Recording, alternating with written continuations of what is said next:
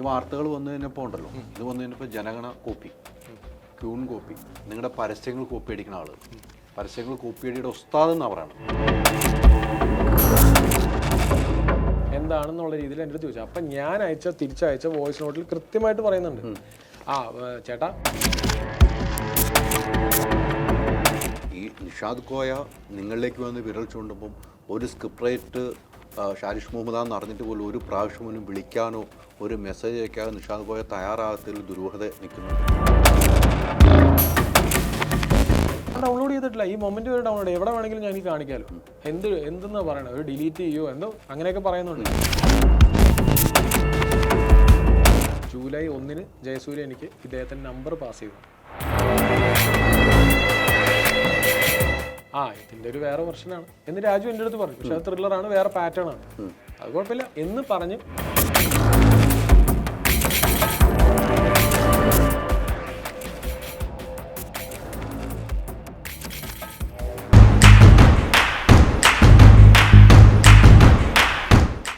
Digital കാര്യങ്ങൾ choose ചെയ്യുമ്പോൾ go with the experts. Oxygen digital expert. നമസ്കാരം. വലിയ വിവാദം നടന്നുകൊണ്ടിരിക്കുന്ന സാഹചര്യമാണ്. ഫെഫ്കയുടെ മീറ്റിംഗ്, അതോ നിർമ്മാതാക്കളുടെ സംഘടന ഈ മീറ്റിംഗൊക്കെ കൂടി ഒരു തീരുമാനമെടുത്തിരിക്കുന്നു. ഡിജോ സംവിധാനം ചെയ്ത് ലിസ്റ്റിൻ നിർമ്മിച്ച സിനിമയുടെ കഥ മോശവുമായി ബന്ധപ്പെട്ട് നിഷാദ് കോയ പറയുന്നു അദ്ദേഹത്തിൻ്റെ സബ്ജക്റ്റ് മോഷ്ടിച്ചു എന്ന് പറയുന്നു. എന്നാൽ ഡിജോ എങ്ങനെയാണ് കഥ മോഷ്ടിക്കുക? ഈ ഒരു ചോദ്യം പ്രസക്തമാണ്. കാരണം സ്ക്രിപ്റ്റ് റൈറ്ററാണ് ഇതിൻ്റെ എല്ലാ ഉത്തരവാദികൾ വരുന്നത്. അങ്ങനെ ഇരിക്കുമ്പോൾ ഇന്നലെ ചർച്ചയിൽ കൃത്യമായി തന്നെ ആ ചോദ്യങ്ങൾ ഉന്നയിച്ചു. അതിൻ്റെ ചർച്ചയ്ക്കുള്ളിൽ കുറേ കാര്യങ്ങൾ ഇപ്പോൾ പുറത്ത് വന്നിട്ടുണ്ട്. ഇപ്പോൾ എന്നോടൊപ്പം ഡിജോയാണ്. ഡിജോ നമസ്കാരം. നമസ്കാരം. എന്തായാലും ഫുൾ എയറിൽ നിൽക്കുന്ന സമയം അല്ലേ? മലയാളി ഫ്രം ഇന്ത്യയിൽ ഫുൾ എയറിൽ. ഇപ്പോൾ കാണാത്തവർക്കും കാണാൻ ആകാംക്ഷ കൂടി സിനിമ, എനിക്കങ്ങനെ തോന്നുന്നുണ്ട്. പക്ഷെ വളരെ പ്രധാനപ്പെട്ട കാര്യമാണ് ഡിജോ. ഒരു സബ്ജക്റ്റ് ഡിജോയെ ചൂണ്ടി ഡിജോ മോഷ്ടിച്ചു എന്നാണ് പറഞ്ഞിരിക്കുന്നത്. ഡിജോ മോഷ്ടിച്ചോ? അല്ല, അതാണ് എനിക്കും മനസ്സിലാവാത്തത്. അതായത് ഒരു സിനിമ എന്ന് പറയുന്നതിൻ്റെ അടിസ്ഥാനം എന്ന് പറയുന്നത് കഥ, പിന്നീട് തിരക്കഥ. ഇത് എഴുതുന്ന ആളല്ലേ അതിൻ്റെ കറക്റ്റ് ലൈൻ ഓഫ് കോണ്ടാക്റ്റ് എന്ന് പറയുന്നത്. ഇപ്പോൾ എൻ്റെ സിനിമ, എൻ്റെ മുന്നത്തെ 2 സിനിമയും എഴുതിയത് ഷാരിസ് മുഹമ്മദാണ്. ആദ്യത്തെ സിനിമ ഷാരിസ് മുഹമ്മദും ജെബിനുമായിരുന്നു, 2 പേര് ചേർന്നായിരുന്നു. അതിനുശേഷം ഈ 3 സിനിമ ഇതല്ലാതെ ഷാരിസ് വേറെയും സിനിമകൾ ചെയ്തിട്ടുണ്ട്.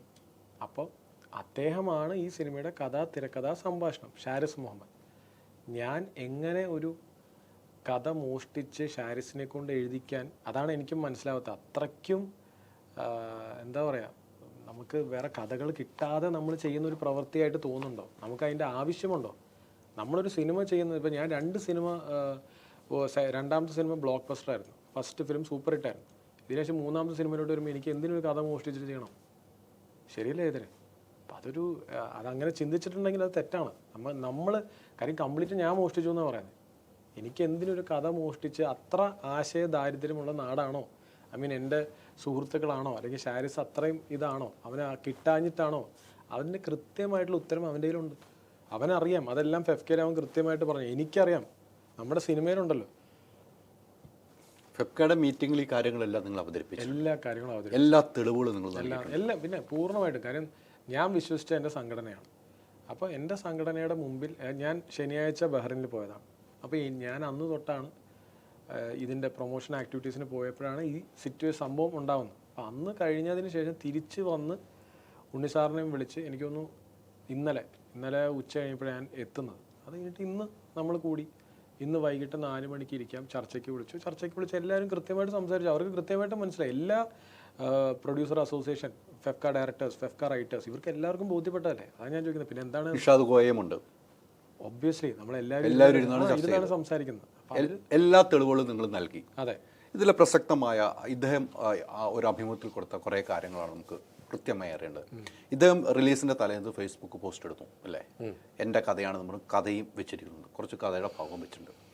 അത് കഴിഞ്ഞിട്ട് ഡിലേറ്റ് ചെയ്യുന്നു. അപ്പോൾ അദ്ദേഹം ചോദിക്കുന്നു, എന്നെ പല സ്ഥലത്തും പ്രഷർ ചെയ്തുകൊണ്ടാണ് ഡിലേറ്റ് ചെയ്തത്, എൻ്റെ കഥയല്ലെങ്കിൽ എന്തിനാണ് ഇവർ പ്രഷർ ചെയ്തത്? ഒരു ചോദ്യം നിഷാദ് കോയ ഉന്നയിക്കുന്നുണ്ട്. അത് അദ്ദേഹം എഴുതിയ പോസ്റ്റാണ് അതിൻ്റെ ഉത്തരം, ഞാനല്ല.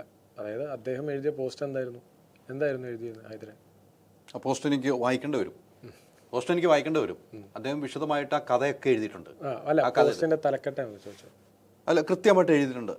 നാളെ ഇറങ്ങാൻ പോകുന്ന സിനിമയുടെ കഥ ഞാൻ ഒന്ന് പ്രവചിച്ചാലോ, കൃത്യമായിട്ട്. അതെങ്ങനെ പുള്ളിക്ക് മനസ്സിലായി? മെയ് 1 ഇറങ്ങുന്ന സിനിമ മലയാളി ഫ്രം ഇന്ത്യയാണ്. അപ്പൊ ഇതാണ് പുള്ളിക്ക് പ്രവചനമുണ്ടോ? എനിക്കറിയില്ല. അപ്പൊ മെയ് 1 വേറെ സിനിമകളില്ലല്ലോ. അപ്പൊ അത് പുള്ളിയുടെ കഥയല്ലല്ലോ, അത് എന്റെ സിനിമയുടെ കഥയാണെന്നല്ലേ പറയാം. ലിസ്റ്റ് വാർത്ത മെയ് 1 ഇന്ത്യയിൽ ഒരു സിനിമ റിലീസ് ചെയ്തിട്ടുള്ള ലിസ്റ്റ് പറഞ്ഞിട്ടുണ്ട്.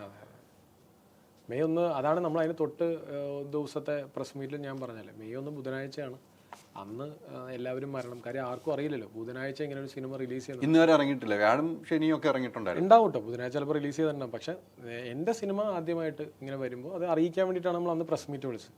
അപ്പോൾ അന്ന് രാത്രിയാണോ എന്നാണെന്നറിയില്ല, തൊട്ട് തലേ ദിവസം ഇങ്ങനെ ഒരു പോസ്റ്റ് വന്നപ്പോൾ അത് ഒബ്വിയസ്ലി ഹേർട്ടാവും. അപ്പം പുള്ളിയുടെ പ്രവചനമാണ്, പുള്ളി പ്രവചിക്കുകയാണ്, എൻ്റെ കഥയാണെന്ന് പുള്ളി അവകാശപ്പെടുകയാണ്. മറ്റൊരു കാര്യം പുള്ളി പറഞ്ഞിട്ടുണ്ട്, മറ്റൊരു ഇൻ്റർവ്യൂ പോയി പറയുന്നുണ്ട്, ഞാൻ ഈ സിനിമയുടെ കഥ അറിയാൻ വേണ്ടി പല സിനിമാക്കാരെയും വിളിച്ചിരുന്നു, എൻ്റെ കഥയാണോ എന്ന് അറിയാൻ വേണ്ടി. എൻ്റെ ഒരു ചോദ്യമാണ്, അദ്ദേഹത്തിന് ചോദിക്കേണ്ട ചോദ്യമാണ്, ഡിജോയ്ക്ക് വേണ്ടി മറുപടി പറയാം. അദ്ദേഹത്തിന് ചോദിക്കേണ്ട ചോദ്യമാണ്, എനിക്ക് എൻ്റെ സിനിമയുടെ കഥയാണെന്ന് എനിക്ക് അറിയില്ലായിരുന്നു, പിന്നെ എങ്ങനെയാണ് അദ്ദേഹം ഈ 30-ാം തീയതി പ്രവചനമാക്കി പറഞ്ഞതെന്ന് അങ്ങനെ ചിന്തിച്ചില്ലേ? അല്ലേ, ഞാനതാണ്, എനിക്കറിയില്ല. ഇതിൻ്റെ ഉത്തരം തരേണ്ടത് ഈ പറഞ്ഞ ആൾക്കാരാണ്, അല്ലെങ്കിൽ ആളുകളാണ്. കാര്യം എനിക്കിങ്ങനെ ഒരു പ്രശ്നം ഉണ്ടായപ്പോൾ ഞാൻ എവിടെ സമീപിച്ചത് ഫെഫ്കയിലാണ്. അപ്പോൾ അതുപോലെ ഇത്രയും നാൾ വർക്ക് ചെയ്യുന്ന ഒരാൾക്ക് അറിയേണ്ടതാണല്ലോ ഇത് എവിടെയാണ് അന്വേഷിക്കേണ്ടത്. അപ്പോൾ അതിനൊരു ഉത്തരവില്ലെങ്കിൽ എനിക്കതിന് ഒന്നും പറയാനില്ല. പ്രസക്തമാണ്. ഇത് ജയസൂര്യ പൃഥ്വിരാജ് ഈ കഥകൾ കേട്ടിട്ടുണ്ടെന്ന് അദ്ദേഹം പറയുന്നുണ്ട്. അപ്പോൾ ജയസൂര്യയുടെ അടുത്ത് ഈ കഥ പറയുകയും അദ്ദേഹം ഒരു പോസ്റ്റ് ഇടുകയും ചെയ്തു എന്ന് പറയുന്നു. ജയസൂര്യയുമായിട്ട് സിനിമ നടത്തുന്ന ഒരു പോസ്റ്റ് ഇട്ടു എന്ന് പറഞ്ഞു. ആ പോസ്റ്റ് കണ്ടിരുന്നു ഞാൻ. സത്യം പറഞ്ഞാൽ എനിക്കത് അറിയില്ല. അത് 2021 ആണെന്നാണ് ഇപ്പോൾ ഉന്നയിക്കുന്നത്. പക്ഷെ അങ്ങനത്തെ ഒരു പോസ്റ്റ് ഉണ്ടെങ്കിൽ തന്നെ അതിലിങ്ങനെ ഒരു സിനിമയുടെ പേരോ അതിൻ്റെ പശ്ചാത്തലമോ, ഇപ്പോൾ ഇന്ത്യയും പാകിസ്ഥാനുമുള്ള പ്രശ്നം, അങ്ങനെ ഒരു പശ്ചാത്തലം ഉണ്ടെന്ന് എനിക്ക് തോന്നുന്നില്ല. അതിൻ്റെ അകത്ത് എവിടെ എഴുതിയിട്ടതായിട്ട് പറയുന്നില്ല. ഒരു സിനിമ അനൗൺസ് ചെയ്യുമ്പോൾ അതിൻ്റെ കഥ ആരെങ്കിലും എഴുതിയിടും? അത് അങ്ങനെ ഇടാത്ത സ്ഥിതിക്ക് എനിക്കറിയില്ലല്ലോ. ഇതാണ് സബ്ജക്റ്റ്. നമുക്ക് ഞാൻ അങ്ങനെ അറിയാം. എന്നെ ഒരിക്കൽ പരസ്യചിത്രം, ഞാൻ അതിൻ്റെ കംപ്ലീറ്റ് ഡീറ്റെയിൽസ് ആയിട്ട് വന്നിരിക്കുന്നത്. അതായത് ഞാൻ ഇതെല്ലാമാണ് അവിടെ സമർപ്പിച്ചത്. അത് കൃത്യമായിട്ട് അതിൻ്റെ അകത്ത് പറയണ്ടേ. ജൂൺ 27, 2022. ഇതിനു മുന്നേ എല്ലാം ശരിയാവും എന്ന് പറയുന്ന സിനിമ 2021 ഡിസംബറിൽ, അത് റിലീസിന് ശേഷമാണ് ഷാരിസ് എൻ്റെ അടുത്ത് വന്ന് കഥ പറയുന്നത്. ഞാൻ കൈ കൊടുക്കുന്നു. ആ സമയത്ത് ജനഗണമനയുടെ ഷൂട്ടും കാര്യങ്ങളും നടക്കും. 2021 ഡിസംബറാണ്. അപ്പോൾ ഞാനും ജനഗണമന പോലത്തെ ഒരു പമ്പഡപ്പായിട്ടുള്ള സിനിമയ്ക്ക് ശേഷം ഒരു സോഫ്റ്റ് കോവിഡിൻ്റെ സമയം. അപ്പോൾ ഇതിൽ ബേസിക് ഇന്ത്യ പാകിസ്ഥാനെക്കാട്ടും ഉപരി എന്നെ അട്രാക്ട് ചെയ്ത് കോവിഡ് എന്ന് പറയുന്ന കുറച്ച് സീക്വൻസ് ഉണ്ട്. അപ്പോൾ അതാണ് എൻ്റെ ഏറ്റവും കൂടുതൽ അട്രാക്ട് ചെയ്തത്. അപ്പം ഞാൻ പറഞ്ഞ ഇതിൽ ഭയങ്കര ബ്രദർഹുഡും ഇങ്ങനത്തെ ഒരു സാധനവും വരുന്നുണ്ട്. എനിക്ക് ഭയങ്കര വർക്കായിരുന്നു. പക്ഷെ അതിന് മുന്നേ തന്നെ അവന് എല്ലാം ശരിയാവും സെറ്റിലെ ക്യാമറാമാൻ ശ്രീജിത്തുമായിട്ടിരുന്ന് വർക്ക് ചെയ്താണെന്ന് അവൻ്റെ അടുത്ത് പറഞ്ഞു. അവൻ അതുമായിട്ട് എത്രയോ പേരെടുത്ത് സഞ്ചരിച്ചിട്ടുണ്ട്. എത്ര പേരെടുത്ത് പ്രൊഡ്യൂസേഴ്സിൻ്റെ അടുത്തും എനിക്കൊന്ന് 3-4 ആർട്ടിസ്റ്റുകളുടെ അടുത്ത് അവൻ പോയിട്ടുണ്ട്. അത് അതിൻ്റെ ഡീറ്റെയിൽസ് തരാൻ ഞാനല്ല, അത് അവനും ശ്രീജിത്തും അറിയുള്ളൂ. അതെ, ഷാരിസിനെ അറിയത്തുള്ളൂ. അതാണ് ഞാൻ പറഞ്ഞ കഥാ തിരക്കഥ സംഭാഷണം അവൻ്റെയാണ്. ഇവർ എഴുതി വെച്ച സ്ക്രിപ്റ്റാണ് എനിക്ക് കൊണ്ടുതരുന്നത്. അതിൻ്റെയാണ് അവൻ നമ്മുടെ സിനിമയിൽ അവൻ എൻ്റെ അടുത്ത് ചോദിച്ചാടാ ശ്രീത്തേട്ടൻ എന്നാണ് അവൻ വിളിക്കുന്നത്. ശ്രീത്തേട്ടൻ ഇതിൻ്റെ ഡയറക്റ്റ് ചെയ്യാനിരുന്നാണല്ലോ, നിനക്കറിയാലോ. അപ്പോൾ അതിനുശേഷം ഞാൻ നിൻ്റെ അടുത്ത് അപ്പോൾ ഒന്നൊരു ക്രെഡിറ്റ് അപ്പം ഇവനടാ കൊടുക്കാമല്ലോ. അങ്ങനെയാണ് നമ്മുടെ സിനിമയിൽ നിങ്ങൾ ശ്രദ്ധിച്ചാൽ മതി. ആ സോങ്ങിയുടെ ക്രിയേറ്റീവ് കോൺട്രിബ്യൂഷൻ ശ്രീജിത്ത് എന്ന് എഴുതി വെച്ചിട്ടുണ്ട്. അപ്പോൾ അത് ഞാൻ അറിയാതെ, ഡയറക്ടർ അറിയാതെ അതിൽ ഒരു ക്രെഡിറ്റും വരില്ല. ശരിയല്ലേ? അപ്പം ഞാൻ എൻ്റെ അടുത്ത് ചോദിച്ചിട്ടാണ് അവനവിടെ വെച്ചത്. അപ്പോൾ ഇതിൽ കൂടുതൽ അങ്ങനെ എഴുതി വെച്ച സ്ക്രിപ്റ്റാണത്. അതിനുശേഷം പിന്നെ ഞാൻ എന്തിന് മറ്റൊരാൾ എൻ്റെ അടുത്ത് എന്തു പറഞ്ഞു? അതാണ് ഞാൻ അടുത്ത പോയിന്റ്. 2022 ജൂൺ 27. 2022 ജൂൺ 27 എൻ്റെ ആദ്യ പരസ്യചിത്രം ഷൂട്ടിംഗ് നടക്കുന്നത്. ജയസൂര്യമായിട്ടുള്ള ആദ്യ പരസ്യം. അപ്പം ഞാൻ അതിൻ്റെ ചർച്ചയുടെ ഇടയിൽ ഞങ്ങൾ സത്യം പറഞ്ഞ് ഇതൊന്നും ചർച്ചയിൽ വന്നിട്ടില്ല. ഞങ്ങൾ ഷൂട്ട് ചെയ്യുക എന്നൊരു പ്രോസസ്സാണ്. കാര്യം ഒരു പരസ്യചിത്രമാണ് ഞാൻ ഷൂട്ട് ചെയ്യുന്നത്. പിന്നെ എല്ലാവരും വിചാരിക്കുന്നത് ഷൂട്ടിങ്ങിൻ്റെ ഇടയിൽ നമ്മൾ കഥ പറഞ്ഞ് കളിക്കലല്ല അതിൻ്റെ ഒരു പ്രോസസ്സ്. അത് ആദ്യം ഷൂട്ടിംഗ് ആണ് ചെയ്യുന്നത്. സിനിമയുടെ ഒരു ഷൂട്ടിംഗ് ആണ്. ഒരു ദിവസം ഇത്ര ബഡ്ജറ്റും വെച്ചിട്ടാണ് നമ്മൾ ചെയ്യുന്നത്. അപ്പോൾ അവിടെ ഇരുന്ന് വേറെ കാര്യങ്ങൾ സംസാരിക്കില്ല. ഒരു പക്ഷേ അതിനുശേഷം എൻ്റെ ഒരു കൃത്യമായിട്ട് ഇതുണ്ട്. ജൂലൈ 1 ജൂൺ 27 ഷൂട്ടിന് ശേഷം ജൂലൈ 1 ജയസൂര്യ എനിക്ക് ഇദ്ദേഹത്തിൻ്റെ നമ്പർ പാസ് ചെയ്തു. എടാ നല്ലൊരു ഐറ്റം ഉണ്ട്, നീ കേൾക്കണം. ഇതാണ് എൻ്റെ അടുത്ത് പറഞ്ഞത്. അതല്ലാതെ ആരുടെ നമ്പർ പാസ് ചെയ്യുന്നു? നിഷാദ് കോയയുടെ നമ്പറാണ്. നല്ലൊരു ഐറ്റം ഉണ്ട്, നീ കേൾക്കണം എന്നല്ലാതെ എൻ്റെ അടുത്ത് കഥ പറഞ്ഞിട്ടില്ല. ഇതാണ് അതിൻ്റെ ഫസ്റ്റ് പോയിന്റ്. ഈ 2021 ഷാരിസ് ശ്രീത്തുമായിട്ട് കഥകൾ സംസാരിച്ച് അതിന്റെ വർക്കുകൾ തുടങ്ങി. പിന്നീട് നമ്മുടെ സ്ക്രിപ്റ്റ് റൈറ്റർ വരുന്നത് ഏത് പ്രാവശ്യം എപ്പോഴാണ്? ഏത് സ്ക്രിപ്റ്റ് റൈറ്റർ? നമ്മുടെ ഈ സിനിമയിൽ ഇപ്പോഴത്തെ ഷാരിസ് വരുന്നത്, മുഹമ്മദ് വരുന്നത് എന്നാണ്? ഷാരിസ് 2021 ഡിസംബറിൽ എല്ലാം ശരിയാവും എന്ന് പറഞ്ഞ സിനിമയുടെ റിലീസിന് ശേഷമാണ് എൻ്റെ അടുത്ത് വന്ന് കഥ പറയാൻ വരുന്നത്. അപ്പൊ ഞാൻ ഓൾറെഡി ജനഗണമനയുടെ പോസ്റ്റ് പ്രൊഡക്ഷൻ, അതിന്റെ ലാസ്റ്റ് ഷൂട്ട് ഇതെല്ലാം നടക്കുകയാണ്. ഓക്കെ. 2022 ജയസൂര്യമായിട്ട് ഷോർട്ട് ഫിലിം പരസ്യ ചിത്രം ചെയ്യുന്നത്. അവിടെ വെച്ച് ജയസൂര്യ പറഞ്ഞു ഇങ്ങനെ ഒരു സബ്ജക്റ്റ് ഉണ്ട്. സബ്ജക്റ്റ് പറയുന്നില്ല, ഇതൊരു നല്ലൊരു കഥയുണ്ട് അല്ലേ? ഞാൻ ഇതിന് ശേഷവും ഞാൻ അതിന്റെ റിയാലിറ്റി പറഞ്ഞു. ജയസൂര്യ എൻ്റെ അടുത്ത് പരസ്യ ചിത്രത്തിന് ശേഷമാണ് എനിക്ക് നമ്പർ അയച്ചത്. എടാ നല്ലൊരു ഐറ്റം ഉണ്ട്, നീ കേൾക്കണം എന്നേ എൻ്റെ അടുത്ത് പറഞ്ഞിട്ടുള്ളൂ. അതല്ലാതെ ഇതിന്റെ കഥ, ഞാൻ ഒരു കാര്യം ചോദിക്കട്ടെ, ഒരു ആർട്ടിസ്റ്റ് ഒരു ഡയറക്ടറോട് എങ്ങനെ കഥ പറയും? ഒരു നല്ല സ്ക്രിപ്റ്റ് ഉണ്ടെങ്കിൽ കേൾക്കാനല്ലേ ആവശ്യപ്പെടും, ശരിയല്ലേ? അതല്ലാതെ എങ്ങനെയാണ് ഒരു ആർട്ടിസ്റ്റ് വിളിച്ചിട്ട് തിരക്കഥ പറഞ്ഞു കൊടുക്കൂ? ഒരിക്കലും പറയാൻ പറ്റില്ല. അവര് ജസ്റ്റ് ഒന്ന് പറയാറില്ല, ഇങ്ങനെ ഒരു നല്ലൊരു സബ്ജക്റ്റ് ഉണ്ട്, നമ്മൾ കേട്ടു നോക്കൂ, അത് ഇതായിരിക്കും എന്തെങ്കിലുമൊക്കെ ചിലപ്പോ പറയാം. ബന്ധമുണ്ടെങ്കിൽ സ്വാഭാവികമായിട്ടും പറയുന്നതല്ലേ. അതല്ലാതെ എൻ്റെ അടുത്ത് വേറെ ഒരു കാര്യവും പറഞ്ഞിട്ടില്ല. അങ്ങനെ പറഞ്ഞ് നമ്മള് എന്തിനാണ് അതിന്? അവിടെ ഒരു പോയിന്റ് 2022 അതെ, മറ്റേത് 2021 സംഭവിച്ചത്. അതാ ഞാൻ പറഞ്ഞ, അതാണ് കറക്റ്റ്. ഫസ്റ്റ് നിങ്ങൾ കേൾക്കുന്ന ഈ കഥയാണ്. അല്ല, അതാ ഞാൻ പറഞ്ഞ, ഫസ്റ്റ് ഈ അധ്യായം മൊത്തം കഴിഞ്ഞു. ഇവര് ഓൾറെഡി ചെയ്തു വെച്ച സ്ക്രിപ്റ്റ് ആണ്. അതായത് ശ്രീജിത്തും ഷാരിസും സിനിമയാക്കാൻ വേണ്ടി അവരുടെ യാത്രകൾ വേറെ. അതിന്റെ ഞാൻ പറയേണ്ട കാര്യമില്ല, അത് അവന്റെ യാത്രയാണ്. അത് അവനോട് ചോദിച്ചാൽ കൃത്യമായിട്ട് ഹൈദർക്ക് കിട്ടും. അപ്പൊ ഇത്രയും പറഞ്ഞതിന് ശേഷം ഞാൻ ആ കഥ ചെയ്യാൻ, സിനിമ ചെയ്യാൻ ശ്രീജിത്തും മനസ്സിലായി, എടാ ശരി ഡിജോ ചെയ്യട്ടെ എന്ന് പറഞ്ഞ് ശ്രീജിത്ത് മാറി. ശ്രീജിത്തിന്റെ സ്വപ്നമായിരിക്കും ഒരു സംവിധാനം ചെയ്യണം. അപ്പൊ ശ്രീജിത്തും മാറി, ഞാനാണത് ടേക്കപ്പ് ചെയ്യുന്നത്. ഞാൻ ടേക്കപ്പ്, ഞാനും ഷാരിസും കൂടെ വർക്ക് തുടങ്ങി ഞാനിത് ഇനി എങ്ങനെ മൂവ് ചെയ്യും? കാരണം എന്റെ സിനിമ ജനഗണമന റിലീസും ഉണ്ട്. അപ്പൊ ഇതിന്റെ ഇടയിൽ ഞാൻ വെച്ചിരിക്കുന്ന എൻ്റെ ഒരു പ്രോജക്റ്റാണ്. ഇതേപോലെ എത്ര പേര് ചിന്തിക്കാം? ഈ ഇഷ്യൂ ഉണ്ടായപ്പോൾ ഹൈദർ ഒരു കാര്യം മനസ്സിലായി. എന്നെ ദുബായിൽ നിന്ന് ഒരു നമ്പറിൽ നിന്ന് വിളിച്ചത്, ചേട്ടാ ഞാൻ ഇങ്ങനെ ഒരു സിനിമ ആലോചിച്ചിരുന്നത്, ചേട്ടൻ ഒന്നുകൊണ്ടും പേടിക്കണ്ട, ഇങ്ങനെ എത്ര പേര് ആലോചിച്ചു 2018. എന്നിട്ട് അവർ നമ്മുടെ നാട്ടിലെ തന്നെ എത്രയോ ഡയറക്ടേഴ്സ് എൻ്റെ അടുത്ത് പേരെടുത്ത് പറഞ്ഞു, ഞാനതും പറയാത്തത്, ഇവരോടത്തൊക്കെ സമീപിച്ചിരുന്നു. ഇതിന്റെ ഇടയിലാണ് ഷാരിസിന് പക്ഷേ ഈ സിറ്റുവേഷൻ ഇടയിൽ അറിയാം, പ്രജിത്ത് ഇതേപോലെ ഒരു സബ്ജക്റ്റ് ചെയ്യാൻ പ്ലാൻ ഉണ്ടെന്ന്. അത് അങ്ങനെയാണ് ഇന്നലെ ഫെഫ്കയുടെ മീറ്റിൽ അതിന്റെ എല്ലാ പ്രൂഫും വന്നത്. അങ്ങനെയാണ് ഇങ്ങനെ ഒരു റൈറ്റർ ഉണ്ട്, എന്തായിരുന്നു രാജീവ് എന്ന് പറയുന്ന ഒരു റൈറ്റർ ഉണ്ടെന്നൊക്കെ ഉണ്ണി സാർ പറയുന്നത്. അങ്ങനെ ഒരു സിനിമയുടെ ഒരു തോട്ട് അത് ആർക്കും ഉണ്ടാവുന്ന ഒരു പോയിന്റ് ആണ്. ഓക്കെ. 2022 ജയസൂര്യ നിഷാദ് കോയയുടെ നമ്പർ തരുന്നു. താങ്കൾ വിളിച്ചോ? എന്നെ വിളിക്കുകയോ ഞാൻ വിളിക്കുകയോ എന്തോ ചെയ്തു. അതിനുശേഷം ഇദ്ദേഹം കാണിച്ചിരിക്കുന്ന ഒരു പോസ്റ്റില് സ്ക്രീൻഷോട്ടിൽ അദ്ദേഹം അയച്ചു തന്ന സ്ക്രീൻഷോട്ടിൽ, അതായത് ഇതുണ്ട്, മാർച്ച് 9 അദ്ദേഹം മെസ്സേജ് അയച്ചത്. പക്ഷെ എൻ്റെ മൊബൈലിൽ അതിന്റെ ക്ലാരിറ്റി കിടക്കുന്നുണ്ട്. എനിക്ക് ആകെ ഉള്ള ചാറ്റുകൾ ഇത്രയും. നിഷാദ് കോയയുടെ ആദ്യം താങ്കളുടെ വോയിസ് ആണ്. 7 ജൂലൈ 2022 ഞാൻ വോയിസ് നോട്ട് അങ്ങോട്ട് അയച്ചതാണ്. കാര്യം എന്താ വെച്ചാൽ ഇദ്ദേഹം ഇൻഡസ്ട്രിയിലുള്ള ഒരു റൈറ്റർ അല്ലേ, നമുക്കറിഞ്ഞൂടെ, ശരിയല്ലേ? സബ്ജക്ട് ചോദിക്കാൻ വേണ്ടി. അപ്പൊ നമുക്ക് ജയസൂര്യ ജയേട്ടൻ ഓൾറെഡി എൻ്റെ അടുത്ത് പറഞ്ഞെങ്കിൽ എന്റെ മര്യാദയല്ലേ അത്. അപ്പൊ അദ്ദേഹം വിളിക്കുകയോ ഞാൻ വിളിക്കുകയോ എന്തോ ചെയ്തു, എനിക്ക് കണക്ട് ചെയ്യാൻ പറ്റില്ല. എന്നിട്ട് ഞാൻ അയച്ച വോയിസ് നോട്ട് ഇതാണ്, അതായത് ചേട്ടാ നമുക്ക് ഇരിക്കാട്ടോ, തിരക്കായി പോയി, കാര്യം ഞാൻ ഈ സിനിമയുടെ അകത്തല്ലേ, മനസ്സിലാവുന്ന ജനഗണമന കഴിഞ്ഞ്, അതായത് ഏപ്രിൽ 22 ജനഗണമനയ്ക്ക് ശേഷം അടുത്ത സിനിമ പരസ്യത്തിറങ്ങി ഇങ്ങനെ പൊയ്ക്കൊണ്ടിരിക്കുകയാണ്. അടുത്ത സിനിമയായിട്ട് ഞാൻ ഇത് ഓൾറെഡി മനസ്സിലാണ്ട് വർക്ക് നടന്നുകൊണ്ടിരിക്കുകയല്ലേ. അതിനുശേഷം ഞങ്ങൾ തമ്മിൽ കോൺടാക്റ്റേ ചെയ്തിട്ടില്ല. പുള്ളി മറുപടി അയച്ചിട്ടുണ്ട്. പുള്ളി ഇതിൽ വാട്സാപ്പിൽ എനിക്ക് അയച്ചിട്ടില്ല, പക്ഷെ ഫോണിലോ എന്തോ നമുക്ക് ഇരിക്കാം എന്തോ പറഞ്ഞു. പുള്ളി പിന്നെ മാർച്ചിലാണല്ലോ ഇതിനകത്ത് കാണിക്കുന്നത്. അതെ, പുള്ളി പിന്നീട് എനിക്ക് മെസ്സേജ് അയക്കുന്നത് മാർച്ചിലാണ്. മാർച്ചിൽ പുള്ളി അയച്ച് ചോദിക്കുന്ന ഒറ്റ പോയിന്റേ ഉള്ളൂ, എന്താ ഡിയർ നിഷാദ് കോയ ഹിയർ എന്ന് പറഞ്ഞിട്ടൊരു വോയിസ് നോട്ട്. ആ വോയിസ് നോട്ട് എൻ്റെ കയ്യിലുണ്ട്. എൻ്റെ കയ്യിൽ ആ വോയിസ് നോട്ടിൽ പുള്ളി കൃത്യമായിട്ട് പറഞ്ഞു, ഞാൻ രാജുവിനെ കണ്ടിരുന്നു. അപ്പോൾ രാജു പറയണ്ടായി, ഡിജോ ചെയ്യാൻ പോകുന്ന നിവിനെ വെച്ച് ചെയ്യാൻ പോകുന്ന സിനിമയിൽ എന്തോ സിമിലാരിറ്റി ഉണ്ടെന്ന്. അപ്പോൾ അങ്ങനെ എന്തോ ഉണ്ടെന്ന് പറഞ്ഞു. ഒന്നും അങ്ങനെ കേൾക്കുന്നു എന്താണെന്നുള്ള രീതിയിൽ എൻ്റെ അടുത്ത് ചോദിച്ചു. അപ്പം ഞാൻ തിരിച്ചയച്ച വോയിസ് നോട്ടിൽ കൃത്യമായിട്ട് പറയുന്നുണ്ട്, ചേട്ടാ മാർച്ച് 15 ഞാൻ ഷൂട്ട് തുടങ്ങാൻ പോവാണ്. ഏത് ഈ പടം. അപ്പോൾ മലയാളിയിൽ നിന്നും പേരിട്ടിട്ടില്ല. അപ്പോൾ ഈ സിനിമ തുടങ്ങാൻ പോകും. ഞാൻ രാജുവിനെ കണ്ടിരുന്നു. അപ്പോൾ രാജുവും പറഞ്ഞു കഴിഞ്ഞ നിങ്ങൾ തുടങ്ങിക്കോ, അതെന്തോ വേറെ ത്രില്ലർ മൂഡാണെന്നാണ് രാജു പറഞ്ഞത്. ഞാൻ രാജുവിനോട് ജസ്റ്റ് ഒരു ഐഡിയ പറഞ്ഞപ്പോൾ ഞാൻ രാജുവിൻ്റെ അടുത്ത് തിരക്കഥ പറയേണ്ട കാര്യമുണ്ടോ? ഒരിക്കലും ഇല്ല. രാജുവിന്റെ അടുത്ത് നമ്മൾ കണ്ട് സംസാരിക്കുമ്പോൾ നമ്മുടെ അടുത്ത സിനിമ തുടങ്ങാൻ പോകുന്നു, കഴിഞ്ഞിട്ട് അതെ ലിസ്റ്റിനും എന്താ നിവിനും ഷാരിസിനും തന്നെയാണ് എന്ന് പറഞ്ഞ് ഞാൻ അതിന് ജസ്റ്റ് ഒരു ഇത് പറഞ്ഞു. എന്താ ഒന്നുമില്ല, ഒരു BJP കാരൻ അല്ലെങ്കിൽ എന്താ ഒരു പ്രവർത്തകൻ, അദ്ദേഹം ഈ പറഞ്ഞ നാട് കടത്തപ്പെടുകയും ഒരു പാകിസ്ഥാനിയുടെ കൂടെ പിന്നീട് കോവിഡും പരിപാടി ഇതിന്റെ ഒരു വേറെ വെർഷനാണ് എന്ന് രാജു എൻ്റെ അടുത്ത് പറഞ്ഞു. പക്ഷെ അത് ത്രില്ലറാണ്, വേറെ പാറ്റേൺ ആണ്, അത് കുഴപ്പമില്ല എന്ന് പറഞ്ഞ് രാജു അങ്ങനെ പറഞ്ഞ് കയ്യിൽ നിന്ന് വിട്ടതാണ്. അപ്പൊ പിന്നെ നമ്മൾ സിനിമ ചെയ്യാൻ, എനിക്ക് എൻ്റെ സിനിമ ചെയ്യാന്നല്ലേ ഉള്ളൂ. അപ്പൊ ഒബ്വിയസ്ലി ഞാൻ എൻ്റെ സിനിമയുടെ ദൂരത്തിലേക്ക് സഞ്ചരിച്ച് കഴിഞ്ഞ് മാർച്ച് 15 നമ്മൾ ഷൂട്ട് തുടങ്ങാൻ തീരുമാനിക്കുകയും അതിന്റെ ആർട്ടും പരിപാടിയും കഴിഞ്ഞ് എൻ്റെ കയ്യിൽ കൃത്യമായിട്ട് നമ്മൾ എന്നാണ് പൂജ നടത്തിയെന്ന് വരെ ഉണ്ട്. ദുബായിൽ വെച്ച് പൂജ നടത്തിയതിന്റെ പോസ്റ്റ് ഇട്ടിരുന്നു എല്ലാം. അത് മാത്രമല്ല വൈറ്റ് ടീഷർട്ട് ഒക്കെ ഇട്ടു. എനിക്ക് തോന്നുന്നു അത് ഭയങ്കര വാർത്ത വന്ന ആള് മാറിയോ ലിസ്റ്റ് എന്നൊക്കെ ചോദിച്ചു, എനിക്ക് ഓർക്കുന്നുണ്ട്.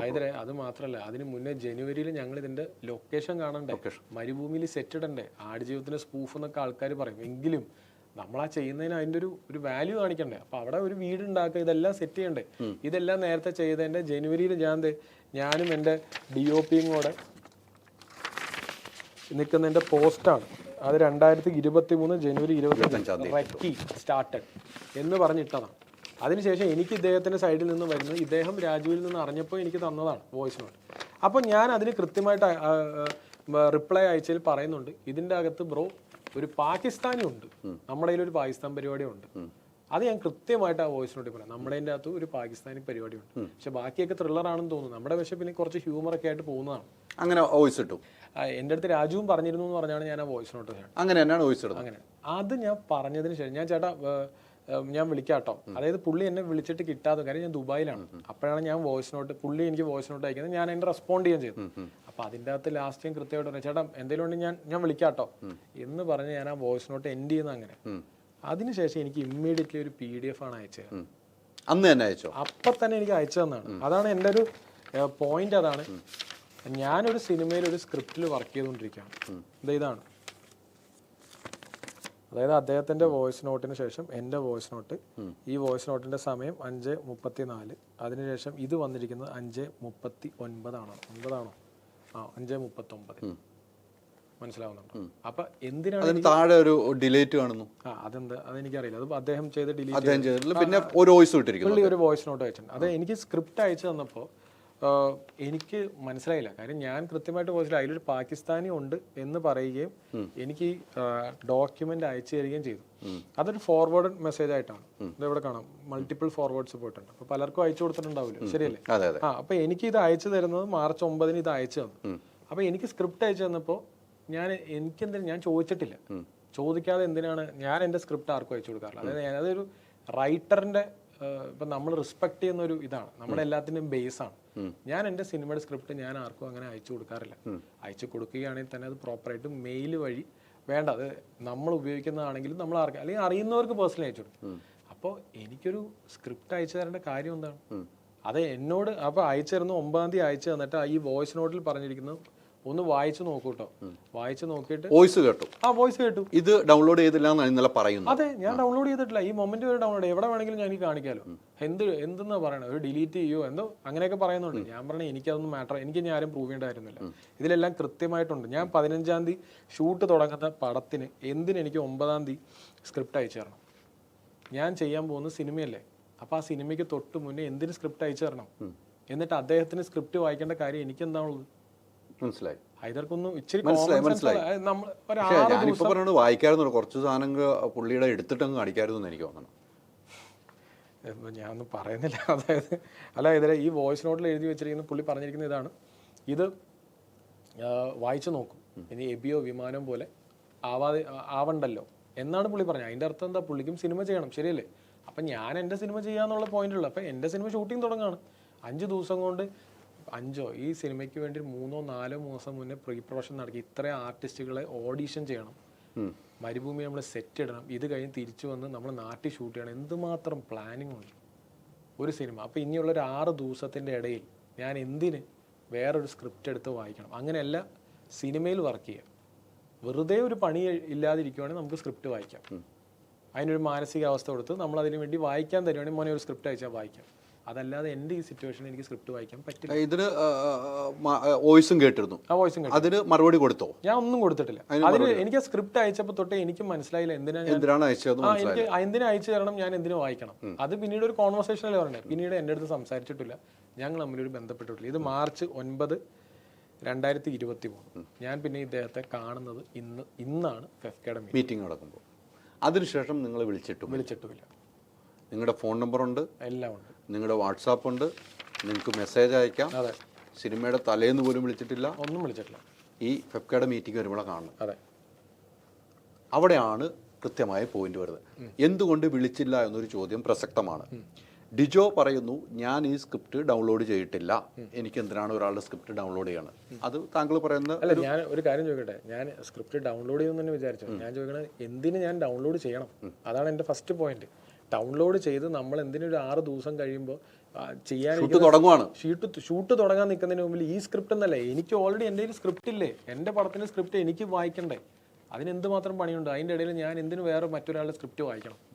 ഈ പൃഥ്വിരാജിന്റെ ജയസൂര്യയുടെ അടുത്തും ഇദ്ദേഹം പോയി കഥ പറഞ്ഞല്ലോ.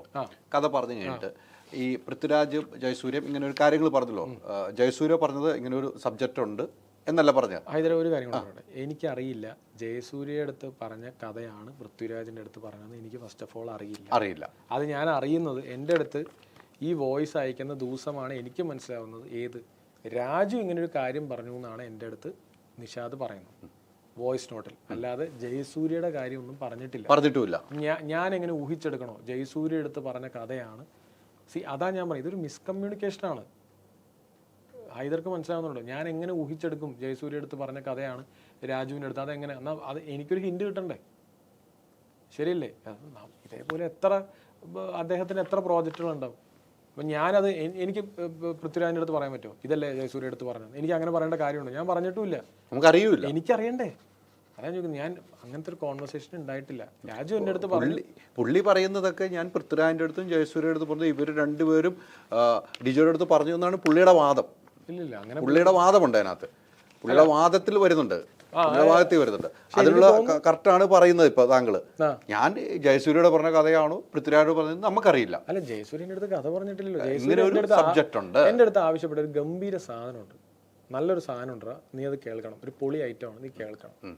ഞാൻ ഉറപ്പായിട്ടും കേൾക്കും. പക്ഷേ വേറൊരു കാര്യം, ഇദ്ദേഹവുമായിട്ട് കുറേ നാൾ ടച്ച് ഉണ്ടായിരുന്നല്ലോ. ഞാൻ ഈ പറഞ്ഞൊരു വോയിസ് നോട്ട് അയക്കും. അതിനുശേഷം ഞങ്ങൾ തമ്മിൽ കോൺടാക്ട് ചെയ്തിട്ടില്ല, കഥ കേട്ടിട്ടില്ല.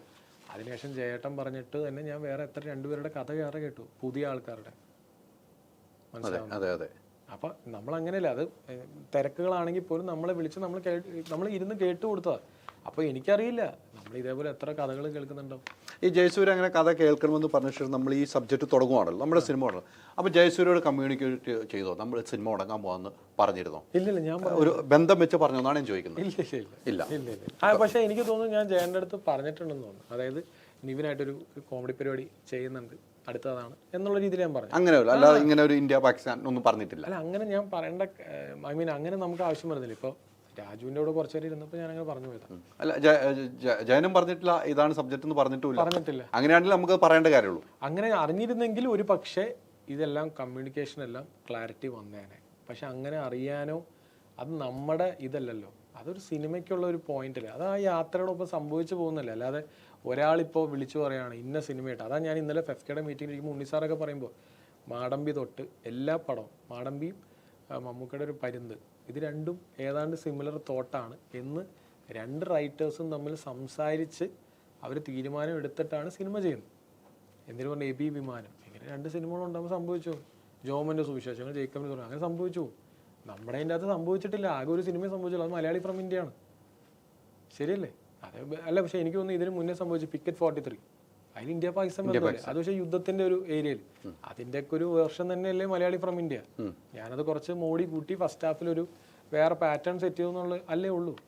അതാ ഞാൻ പറയുന്നത്. അത് ഏത് സിനിമയാണ് ഒറിജിനൽ ആവുന്നത്? ഇന്നിപ്പോൾ സാറ് പറയണ്ട, ഉണ്ണി സാറ് പറഞ്ഞ പോയിന്റ് ഉണ്ടായിരുന്നു, രാജീവൻ എന്ന് പറയുന്ന റൈറ്റർ, അവർ 2014 അവർ പ്ലാൻ ചെയ്ത സിനിമയാണെന്നാണ് പറയണത്. നമുക്ക് എന്തെങ്കിലും ചെയ്യാൻ പറ്റുമോ? ആ 2014 പ്ലാൻ ചെയ്ത സിനിമയിൽ പത്രസമ്മേളനത്തിൽ പറയേണ്ട ഒരു ഡയലോഗ്, എനിക്കറിയില്ല കേട്ടോ. ആ ഡയലോഗ് നമ്മുടെ സിനിമയ്ക്ക് ഉണ്ടെന്ന് അത് അവിടെ അംഗീകരിക്കപ്പെട്ടു. അപ്പം തന്നെ പത്രസമ്മേളനം നമ്മുടെ സ്ക്രിപ്റ്റ് റൈറ്റർ പറഞ്ഞു ഇതാണ് ആ ഡയലോഗ് എന്ന് പറയുന്നത്. അത് ആ സ്ക്രിപ്റ്റിലുണ്ട്. 2014 രാജീവ് എഴുതിയ സ്ക്രിപ്റ്റിലുണ്ട്, നമ്മുടെ സ്ക്രിപ്റ്റിലുമുണ്ട്. അതെങ്ങനെ ആ ഡയലോഗ് വന്നു എന്ന് ഡിജോക്കോ? അത് ബേസിക്കലി ഇപ്പം ഞാനൊരു എൻ്റെ വർഷം പറയാം. ഞാൻ കഥ തീർച്ചയായിട്ടും തിരക്കഥ ചെയ്യാറില്ല, സംഭാഷണവും ചെയ്യാറില്ല. ഞാൻ വെട്ടും ആഡ് ചെയ്യും എന്നല്ലാതെ. ഞാൻ ചില ഷോട്ട് എടുക്കും സിനിമാറ്റിക് ഇതിൽ. പിന്നെ ഷോട്ട് എടുക്കുമ്പോൾ ഞാൻ എന്താ എടുക്കുക, റെഫറൻസുകൾ എടുക്കും. അവിടെ ഇതുപോലെ ചിലപ്പോൾ അത് അമൽ നീരത് വെച്ച ഷോട്ടായിരിക്കും. ഇതുപോലെ നമ്മൾ ഹൈ സ്പീഡ് ഇങ്ങനെ ട്രീറ്റ് ചെയ്യും. ഇത് തന്നെയല്ലേ സംഭവിക്കുന്നത്. അമൽ നീരത് സാർ എന്തായിരിക്കും ഇതിനെ പോലെ അമൽ നീരത് സാർ കണ്ട ഒരു ആളുടെ ഒരു വേർഷനിലല്ലേ ഷോട്ട് വെക്കുക. അതിനെ നമുക്ക് എന്ത് പറയാൻ പറ്റും? ഓരോരുത്തരും ഓരോ പേഴ്സ്പെക്റ്റീവിലല്ലേ സെയിം സാധനം. ഇദ്ദേഹം എഴുതി എന്ന് പറയുന്ന ഈ ഒരു ഡയലോഗ് അത് വായിച്ചതോ എവിടെന്നെങ്കിലും അദ്ദേഹത്തിൻ്റെ ഭാവനയിൽ വന്നതായിരിക്കാം. അതിൻ്റെ വേറൊരു വേർഷനായിരിക്കും ഇദ്ദേഹം വായിച്ചെടുത്തത്, ഷാരിസ് വായിച്ചെടുത്തത്. രണ്ടും രണ്ട് വ്യക്തികളല്ലേ, സെയിം ആവണമെന്ന് എങ്ങനെ നമുക്ക് പറയാൻ പറ്റുന്നത്? ഇപ്പോൾ ഞാൻ ഒരു ഷോട്ട് വെക്കുന്നത് ചിലപ്പോൾ വേറെ ഏതെങ്കിലും ഷോട്ടുമായിട്ട് സിമിലർ ആയിട്ട് ഫീൽ ചെയ്തേക്കാം. അതിപ്പോൾ നമ്മുടെ മിസ്റ്റേക്ക് അല്ലല്ലോ, അത് ഓരോ ഇതല്ലേ. ഞാനതേ പറഞ്ഞു, ഞാനൊരു സംവിധായകനാണ്, ഞാനൊരു തിരക്കഥാകൃത്തോ കഥയോ എഴുതുന്ന ആളല്ല. ഈ മെസ്സേജുകളൊക്കെ വന്നു കഴിഞ്ഞപ്പോൾ നമ്മുടെ സ്ക്രിപ്റ്റ് ഷാരിസ് മുഹമ്മദിൻ്റെ അടുത്ത് ഇങ്ങനെ എനിക്ക് മെസ്സേജ് വന്നിട്ടുണ്ട്, നിഷാദ് ഖായി മെസ്സേജ് അയച്ചിട്ടുണ്ട്, ഈ കാര്യങ്ങൾ സംസാരിച്ചിരുന്നു? ഞാൻ സംസാരിച്ചിട്ടില്ല. ഞാൻ എന്തിനു സംസാരിക്കണം? കാര്യം ഞാൻ എൻ്റെ സിനിമ ചെയ്യാൻ നിൽക്കല്ലേ. അപ്പോൾ അത് ഞാനല്ല ചോദിക്കേണ്ടത്. ഇതുമായിട്ട് ഈ സിനിമയായിട്ട് ബന്ധമുള്ളൂ എന്നുള്ളൊരു ഡയറക്ടറോടല്ല ചോദിക്കേണ്ടത്. അതാണ് ഞാൻ പറയുന്നത്. ഇത് കഥ തിരക്കഥ സംഭാഷണം എഴുതുന്ന ആൾ ഷാരിസ് ആണെന്ന് ഞാൻ മുന്നേയും ആ പൂജയുടെ അവിടെയൊക്കെ പറയുന്നുണ്ട്. എന്നാൽ ആ സമയത്ത് അവര് തമ്മിൽ കമ്മ്യൂണിക്കേറ്റ് ചെയ്തിരുന്നെങ്കിൽ ഓക്കെ. അങ്ങനെ ഒരു കമ്മ്യൂണിക്കേഷൻ നിഷാദ് ഖാ ഇവരായിട്ട് ഉണ്ടായിട്ടില്ല. ഞങ്ങൾ ഇന്നും സംസാരിച്ചല്ലേ ഉള്ളൂ, അത് നടന്നിട്ടില്ല. ഒരു കാരണവും ഷാരിസിനെ വിളിച്ചിട്ടില്ല. അപ്പോൾ നമ്മുടെ ഈ ടീമിലുള്ള ആരെയും വിളിച്ചിട്ടില്ല. അതാണ് ഞാൻ ചോദിക്കുന്നത്. അങ്ങനെ വിളിച്ചു എന്ന് പറഞ്ഞാൽ ഞങ്ങൾ ഓൾറെഡി ഷൂട്ട് തുടങ്ങിയില്ലേ. അപ്പോൾ എങ്ങനെയാണ് ഇതിനെ നമുക്ക് ഇത് ചെയ്യാൻ പറ്റുന്നത്, കണക്ട് ചെയ്യാൻ പറ്റുന്നത്? പക്ഷെ എങ്കിലും ഡിജോ ഒന്ന് ചോദിക്കണ്ടായിരുന്നോ ഷാരിഷിന്റെ അടുത്ത്, എനിക്കിങ്ങനെ ഒരു മെസ്സേജ് വന്നു, നിഷാദ് ഒരു മെസ്സേജ് അയച്ചിട്ടുണ്ട്, ഇത് ചോദിക്കാമായിരുന്നില്ല എന്ന് ചിന്തിക്കുന്നുണ്ടോ? കറക്റ്റ്. ഞാൻ അതിനൊരു ഉത്തരം പറയട്ടെ. ഇവൻ എൻ്റെ അടുത്ത് വന്ന് ഈ സിനിമ പറയുമ്പോൾ തന്നെ അവൻ ഓൾറെഡി അറിയാം പ്രജിത്ത് ഇങ്ങനെ ഒരു സിനിമ പ്ലാൻ ചെയ്യുന്നുണ്ട്. ശരിയല്ലേ? രാജീവിന്റെ എക്സാക്ട്ലി. പ്രജിത്ത് ഇങ്ങനെ ഒരു സിനിമ പ്ലാൻ ചെയ്യുന്നുണ്ടെന്നും അങ്ങനെ ഇവൻ ചെല്ലുന്നിടത്ത് നമുക്ക് തന്നെ അറിയാം 3-4 സ്ഥലത്ത് ഇങ്ങനത്തെ സിനിമകളുടെ തോട്ട്സ് വന്നു തുടങ്ങിയിട്ടുണ്ടെന്നുള്ള വളരെ സർവ്വസാധാരണമാണ്. അപ്പോൾ അവൻ ആ ഇൻഫർമേഷൻ എൻ്റെ അടുത്ത് പറയത്തില്ലേ? അപ്പോൾ എന്താ ഇങ്ങനെ 3-4 സിനിമകൾ ഇവിടെയൊക്കെ ഉണ്ട്, ഇതാണ് നമ്മുടെ ഒരു പ്ലോട്ട്, കോവിഡ് പരിപാടി. അപ്പോൾ പിന്നെ ഇനി ഇത് കൂടുതൽ ഞാൻ അവരോട് ഇതേപോലെ വേറൊരു പ്ലോട്ട് ഉണ്ടെന്ന് പറയുന്നതിൽ എന്താ അർത്ഥം? അത് കൃത്യമായിട്ട് പറഞ്ഞിട്ടുണ്ട്. പ്രജിത്ത് ഇങ്ങനെ ഒരു പ്രൊജക്ട് ചെയ്യുന്നുണ്ട്. പ്രജിത്ത് എന്നല്ല, ആരൊക്കെയോ ഇങ്ങനെ പ്രോജക്റ്റുകൾ. പ്രജിത്തിന്റെ പേര് എടുത്ത് പറഞ്ഞത് പ്രജിത്താണ് ആ സിനിമ ഡയറക്ട് ചെയ്യാൻ വേണ്ടി ഇരുന്നത്. എന്റെ ഒരു ഓർമ്മ ശരി, രാജീവിന്റെ ഇത് ഡയറക്ട് ചെയ്യാൻ പ്രജിത്താണ്. അത് പറഞ്ഞുകൊണ്ടാണ് ഞാൻ പിന്നീട് എടുത്തു വെച്ചത്, നമുക്കൊരു മാറ്റങ്ങൾ വരരുത്. അല്ല, എനിക്ക് തോന്നുന്നു അവൻ അങ്ങനെ പറഞ്ഞിട്ടുണ്ട്. അപ്പം അവിടെ ഒരു ഡൗട്ട് വീണ്ടും ക്ലിയർ ആണ്. താങ്കളുടെ അടുത്ത് ചോദിക്കേണ്ട ചോദ്യമല്ല, ഷാരിസ് മുഹമ്മദിന്റെ അടുത്ത് തന്നെ ചോദിക്കേണ്ട ചോദ്യം, എങ്കിലും ചോദിക്കുകയാണ്. ആ ഒരു സബ്ജക്റ്റിൽ ഇന്ന് പറഞ്ഞ പത്രസമ്മേളനത്തിൽ പറഞ്ഞത് ആ ഒരു ഡയലോഗ്, അവിടെ പ്രസക്തമായ വീണ്ടും ഒരു ചോദ്യം ആവർത്തിക്കാം. ആ ഡയലോഗ് എൻ്റെ സിനിമയിലുള്ള ഡയലോഗാണെന്ന് രാജീവ് പറയുന്നു. രാജീവ് പറഞ്ഞതിനെ വിളിച്ചു. രാജീവ് ഒന്നിനും ഇതിൽ രംഗത്ത് വന്നൊരു വ്യക്തിയല്ലാട്ടോ, അത് ഫെഫ്കയിൽ നിന്ന് വിളിച്ചതാണ്, രാജീവിനെ തേടി എത്തി വിളിച്ചതാണ്. രാജീവ് ഒരു ഫേസ്ബുക്ക് പോസ്റ്റ് പോലും ഇട്ടിട്ടില്ലാത്തൊരു വ്യക്തിയാണ്. അപ്പോൾ ആ പ്രജിത്ത് ചെയ്യാനിരുന്നതാണെന്ന് ഷാരിസ് മുഹമ്മദ് പറയുമ്പോൾ അവിടെ ഒരു ഒത്തുചേരലിൻ്റെ ഒരു പ്രശ്നം കാണുന്നില്ലേ? അല്ല, ഞാനത് കാണുന്നില്ല. കാര്യം ഇങ്ങനത്തെ ഭാവനകൾ പലർക്കും ഉണ്ടാവും. അദ്ദേഹം എഴുതിയ ഇപ്പം എനിക്ക് തോന്നുന്നു ആ സ്ക്രിപ്റ്റ്, എൻ്റെ ചോദ്യം ഇതാണ്, ഇവിടെ ഒരു സിനിമ സംഭവിച്ചു, ആ സിനിമ സംഭവിച്ചതിന് ശേഷം ഞാൻ ഇങ്ങനെ ഒരു സ്ക്രിപ്റ്റ് എഴുതി എന്ന് പറയുന്നത് അതും ഇതുമായിട്ട് യാതൊരു ബന്ധവുമില്ലെങ്കിൽ, സ്ക്രിപ്റ്റുകൾ തമ്മിലൊരു കണക്ഷൻ പോയിന്റുകളൊന്നും വരുന്നില്ലെങ്കിൽ പിന്നെ എന്താണ് ഒരു പ്രശ്നം? എന്താണ് പിന്നെ എൻ്റെ ലോജിക്ക്? അങ്ങനെ സിനിമകൾ സംഭവിച്ചുകൂടെ? സംഭവിക്കാം, ഉറപ്പായിട്ട് സിനിമ സംഭവിക്കാം. അതായത് സിനിമയല്ലേ ഇത്. നമ്മൾ ഈ കഥ എന്ന് പറയുന്നത് ആർക്കും ഒരു കഥ ഉണ്ടാക്കാം. ഹൈദർക്ക് വേണമെങ്കിൽ ഇന്നൊരു കഥ ഉണ്ടാക്കാം, ഇന്ത്യ പാകിസ്ഥാനോ അല്ലെങ്കിൽ ഇന്ത്യ ജർമ്മനിയോ, ആർക്കും വേണമെങ്കിൽ കഥ ഉണ്ടാക്കൂടെ? ഇത് ആരുടെയും എന്താ പറയുക, കഥ ഉണ്ടാക്കാന്ന് പറഞ്ഞാൽ എല്ലാവരുടെയും ഭാവനയല്ലേ. അത് ആരുടെയും സ്വത്തല്ല, പ്രൈവറ്റ് പ്രോപ്പർട്ടി അല്ല. അതൊരു തിരക്കഥയായി സിനിമയായി വന്നു കഴിയുമ്പോഴാണ് അതിൻ്റെ ഇൻ്റലക്ച്വൽ പ്രോപ്പർട്ടി ഒരാൾ ഹോൾഡ് ചെയ്യുക. അതിൻ്റെ ഏറ്റവും വലിയ അതൊരു റെസ്പോൺസ് റൈറ്ററാണ്. ഞാനതാ പറയുന്നത്. ഷാരിസ് മുഹമ്മദ് ആണ് എൻ്റെ സിനിമയുടെ കഥ തിരക്കഥ സംഭാഷണം. ഇതിനെല്ലാം മറുപടി പറയേണ്ടതും അദ്ദേഹമാണ് ശരിക്കും പറഞ്ഞാൽ. അതെ. പക്ഷെ ഞാനൊരു കാര്യം ചോദിക്കട്ടെ, അവൻ നിഷാദ് കോയയുമായിട്ട് ഒരു ബന്ധവും ഇല്ല എന്നുള്ളത് ഇന്ന് ഫെഫ്കയുടെ മീറ്റിങ്ങിൽ വെച്ച് വളരെ വ്യക്തമായിട്ട് പറഞ്ഞു. അവർ രണ്ടുപേരും തമ്മിൽ പരസ്പരം സംസാരിച്ചു. അവിടെ ഒരു പോയിന്റ് ഭയങ്കരമാണ് കേട്ടോ. രാജീവല്ല, ഇപ്പം ഡിജോ പറയുമ്പോൾ ഒരു പോയിന്റ്, പ്രസക്തമായൊരു പോയിന്റ്. ഈ നിഷാദ് കോയ നിങ്ങളിലേക്ക് വന്ന് വിരൽ ചൂണ്ടുമ്പം ഒരു സ്ക്രിപ്റ്റ് റൈറ്റ് ഷാരിഷ് മുഹമ്മദാന്ന് അറിഞ്ഞിട്ട് പോലും ഒരു പ്രാവശ്യം പോലും വിളിക്കാനോ ഒരു മെസ്സേജ് അയക്കാതെ നിഷാദ് കോയ തയ്യാറാകത്തിൽ ദുരൂഹത നിൽക്കുന്നുണ്ട്. എന്തുകൊണ്ട് നിഷാദ് കോയ നിങ്ങളെ മാത്രം ടാർഗറ്റ് ചെയ്യുന്നുള്ളൊരു അല്ല, അതാ ഞാൻ പറയുന്നത്. ഈ നമ്മുടെ സിനിമയിലുള്ള എത്രയോ പേരെ വിളിക്കാം, എത്ര പേരെ വിളിക്കാം. പ്രൊഡ്യൂസർ ലിസ്റ്റിനെ വിളിക്കാമല്ലോ. ലിസ്റ്റിനെ വിളിക്കാം, എന്തും ചെയ്യാലോ. അതിപ്പോ ഒന്നും വിളിക്കാതെ ലിസ്റ്റിനെ വിളിച്ചു എന്ന് പറഞ്ഞാൽ ഇന്നിപ്പോ പത്രസമ്മേളനത്തെ വക്കീലിനെ കൊണ്ട് വിളിപ്പിച്ചെന്നാ പറഞ്ഞത്. ലിസ്റ്റിന്റെ നമ്പർ കിട്ടാതിരിക്കുന്നില്ലല്ലോ. ലിസ്റ്റിന്റെ നമ്പർ ചോദിച്ചാൽ മാർച്ച് 9 ഈ ഇൻസിഡന്റിന് ശേഷം എൻ്റെ അടുത്ത് കോണ്ടാക്റ്റേ ചെയ്തിട്ടില്ല. പക്ഷെ ആ മാർച്ച് 9 അയച്ച വോയിസ് നോട്ടിൽ വളരെ വളരെ ഈസി ആയിട്ടാണ് എനിക്ക് വോയിസ് നോട്ട് അയച്ചത്. ഇത് ഇങ്ങനെ പറഞ്ഞിരുന്നു കേട്ടോ, ഒന്ന് ചെക്ക് ചെയ്യണം കേട്ടോ, വളരെ കാഷ്വൽ ആയിട്ടല്ലേ പറയുന്നത്. അപ്പം ഞാനും പറഞ്ഞു ഒരു പാകിസ്ഥാനി ഉണ്ട്, അത് വളരെ ക്ലിയർ ആണ്. ഞാൻ 15-ാം തീയതി ഷൂട്ട് തുടങ്ങാൻ പോവാ എന്നൊക്കെ പറഞ്ഞ് ഞാൻ അതിൻ്റെ അകത്ത് വോയിസ് നോട്ടിൽ കൃത്യമായിട്ട് പറയുന്നുണ്ട്, എന്തെങ്കിലും ഉണ്ടെങ്കിൽ ഞാൻ വിളിക്കാട്ടോ. കാര്യം നമ്മൾ റെസ്പെക്റ്റ് ചെയ്യുന്ന ഒരാളല്ലേ. അപ്പം അങ്ങനെ ചെയ്യുമ്പോൾ എനിക്കെന്തിനും PDF അയച്ചിടണം? നമ്മൾ ഈ തിരക്കിനിടയിൽ ആദ്യമായിട്ട് ചെയ്യുന്നല്ലോ. അദ്ദേഹം ആദ്യമായിട്ടാണ് സിനിമ ചെയ്യുന്നത് അല്ലല്ലോ. അത്ര സിനിമകൾ പുള്ളിക്കറിഞ്ഞൂടെ ഒരു സംവിധായകൻ, അതും പുള്ളിക്കറിഞ്ഞൂടെ ഒരു റൈറ്ററായിട്ടല്ലേ കോൺടാക്ട് ചെയ്യേണ്ടത്, എൻ്റെ അടുത്തല്ലല്ലോ. അദ്ദേഹത്തിന് വേണ്ടി റൈറ്ററുമായിട്ട് കോൺടാക്ട്. അത് ഇന്ന് വളരെ വ്യക്തമാണ്. ഇവർ രണ്ടുപേരും തമ്മിൽ പരസ്പരം അറിയ പോലും മീറ്റിംഗിൽ കൃത്യമായിട്ട് എനിക്കറിയില്ല. എനിക്ക് തോന്നുന്നു അദ്ദേഹം ചിന്തിക്കുന്നത് ഞാൻ എന്തിനു പറഞ്ഞു, ജയസൂര്യ വരെ കൃത്യമായിട്ട് വിളിച്ചു ചോദിച്ചു, ജയസൂര്യ എങ്ങനെ കഥ പറയും. മീറ്റിംഗിൽ വിളിച്ചോ? എല്ലാ ക്ലാരിറ്റിയും മീറ്റിംഗിനിടയിൽ ചർച്ച നടത്തിയിട്ടാണ് നമ്മൾ അവിടെ ഇത് വരുന്നത്. ശ്രീത്തിനെയും വിളിച്ചോ? എല്ലാവരും വിളിച്ചു. എല്ലാവരും മീറ്റിംഗിൽ വിളിച്ചു. എല്ലാവരും മീറ്റിംഗിൽ വിളിച്ചു. ചിലരൊക്കെ ഫോണിലാണ്. ഫോണിൽ വിളിച്ച് കൃത്യമായിട്ട് എല്ലാവരും കേൾപ്പിച്ചു കൊടുത്തുകൊണ്ടാണ് ഈ ചർച്ച അവസാനിപ്പിച്ചത്.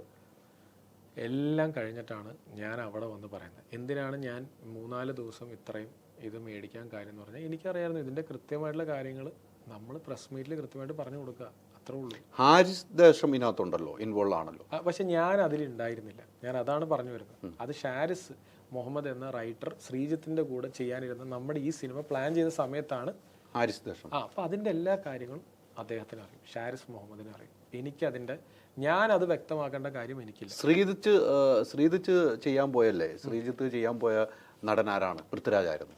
അല്ല, അവര് ചെറിയ ഏതൊരു ആർട്ടിസ്റ്റുകളെ വെച്ചിട്ട് അങ്ങനെ അതിന്റെ പ്രൊഡ്യൂസർ മറ്റൊരു ആർട്ടിസ്റ്റ് ഹാരിസ് ദേശം വരുന്ന പ്രൊഡ്യൂസറായിട്ട് ഒരു ലൈൻ പ്രൊഡക്ഷൻ പോലെ ഹാരിസ് ദേശം. അപ്പൊ എനിക്ക് അതിന്റെ കൂടുതൽ ഡീറ്റെയിൽസ് എല്ലാം ഷാരിസിനെ അറിയും. അല്ല, അതും ഹാരിസുമായിട്ട് എന്നുള്ള സംസാരം ഉണ്ടായിട്ടുണ്ടല്ലോ. ഉണ്ടായി. ഇന്നത്തെ മീറ്റിംഗിൽ സംസാരം ഉണ്ടായിരുന്നു. കറക്റ്റ്. ഫോണിൽ സംഭാഷണം എല്ലാം ഉണ്ട്. അപ്പൊ എല്ലാ തെളിവുകളുടെ അടിസ്ഥാനത്തിലാണ് നിഷാദ് കോയയുടെ സബ്ജക്ട് മോഷ്ടിക്കപ്പെട്ടിട്ടില്ല എന്ന് പറഞ്ഞ് ഈ വാർത്താസമ്മേളനം അവസാനിപ്പിച്ചിരിക്കുന്നത് അല്ലേ? അതെ, അങ്ങനെയാണ് അവസാനിപ്പിച്ചത്. താങ്കൾ ഉണ്ടായിരുന്ന ഇപ്പൊ എനിക്ക് തന്നിരിക്കുന്ന തെളിവുകളെല്ലാം അവിടെ ഹാജരാക്കുകയും ചെയ്തു. വോയിസ് നോട്ട് ഉൾപ്പെടെ കൊടുത്തു. ഇത് കൃത്യമായി താങ്കൾ പറഞ്ഞിട്ടുണ്ട്. പിന്നെ എന്തിനാണ് താങ്കളെ വേട്ടയാടുന്നത്? അല്ല, ഇനിയിപ്പോൾ വേട്ടയാടലും പരിപാടി ഞാൻ നോക്കിയിരുന്നില്ല. നമുക്ക് ഇനി അടുത്ത സിനിമയിലോട്ട് പോവാം, നമ്മുടെ ഉള്ള സിനിമയെ പ്രൊമോട്ട് ചെയ്യാം, ഇത്ര ഉള്ള ഉദ്ദേശം. അതല്ല, ഞാൻ എൻ്റെ കാര്യം ക്ലിയർ ചെയ്യാനാണ് ഹൈദർ റൂമിൽ വന്നത്. മലയാളി ഫ്രം ഇന്ത്യ കൊടുത്തതാണോ ഇത്രയും പ്രശ്നം? അല്ല അതാണോ? അങ്ങനെ ചിന്തിച്ചിട്ടുണ്ടോ? ഞാൻ എനിക്കിഷ്ടമുള്ള സിനിമകൾ ഞാൻ ചെയ്യും, ഇനിയും ചെയ്യും. ശരിയല്ലേ? അത് ഇഷ്ടപ്പെടാത്തവരുണ്ടാവും, ഇഷ്ടപ്പെടുന്നവരുണ്ടാവും. എനിക്കൊന്നും ചെയ്യാൻ പറ്റില്ല. കാര്യം ഞാനത് ഡെലിവർ ചെയ്യേണ്ടത് എൻ്റെ ഉത്തരവാദിത്തമാണ്. ഞാൻ ഇപ്പോഴും പറയുന്നു, എൻ്റെ സിനിമയുടെ കഥ, തിരക്കഥ, സംഭാഷണം ഷാരിസ് മുഹമ്മദാണ്. എന്നെ ടാർഗറ്റ് ചെയ്ത് എന്തിനാണെന്നുള്ളത് ഇപ്പോഴും ബാക്കി അത് എനിക്ക് തോന്നുന്നു മലയാളികൾക്ക് മനസ്സിലാക്കാൻ കഴിയുന്നവരാണ്. അത് അവർ ചിന്തിച്ചെടുത്തോട്ടെ. That's okay. തീർച്ചയായിട്ടും ഇതിനൊക്കെ മറുപടി പറയേണ്ടത് ഞാനും ഇന്നിപ്പം ഷാരിസിനെ ഞാൻ വിളിച്ചിരുന്നു. അപ്പോൾ അദ്ദേഹം ഒഴിഞ്ഞു മാറി. പുള്ളിക്ക് വീട്ടിൽ പോകണമെന്ന് പറഞ്ഞ് ഒഴിഞ്ഞു മാറി. അപ്പോൾ ഞാൻ പറഞ്ഞു, നിങ്ങളാണ് പറയേണ്ടത്. നിങ്ങൾ വാർത്താ സമ്മേളനത്തിൽ നിന്ന് ഇപ്പോൾ ഡിജോ പറഞ്ഞല്ലോ, എന്തിനാണ് ഞാനല്ല ഇതിൻ്റെ പിന്നെ അദ്ദേഹമാണ് മറുപടി പറയേണ്ടത്. അദ്ദേഹം ഒഴിഞ്ഞു മാറി നടക്കുന്നത് എന്തിനാണ്? അല്ല, ഉറപ്പായിട്ടും അദ്ദേഹം പറയും. അദ്ദേഹം ഷാരിസ് കൃത്യം എനിക്ക് തന്നെ വേണമെന്നില്ല, അദ്ദേഹം ആരോടെങ്കിലും ഇത് പറയണം. ഇത് പുള്ളിയെ പറയാൻ ബാധ്യസ്ഥനാണ്. ഹൈദരെ, ഞാൻ ഇത് ഇപ്പോൾ ഇവിടെ ഇന്ന് ഹൈദരോട് പറയാൻ പോലും ഞാൻ എൻ്റെ ആൾക്കാരോട് ചോദിച്ചിട്ടാണ്. അല്ലാതെ എനിക്ക് ചുമ്മാ വെറുതെ കയറി ഒരു ഇൻ്റർവ്യൂ കൊടുക്കാനാണ്. എനിക്ക് എത്ര ഇൻ്റർവ്യൂ കൊടുക്കാം? അങ്ങനെയല്ലല്ലോ. നമ്മളൊരു കാര്യത്തിൻ്റെ ക്ലാരിറ്റി അവിടെ മേടിച്ച് സംഭവം ഓക്കെ എന്ന് കിട്ടിയതിന് ശേഷമാണ് ഞാൻ മൂവ് ചെയ്തത്. അല്ലാതെ എനിക്കിതിപ്പോൾ ആരെ പ്രൂവ് ചെയ്യാനാണ്?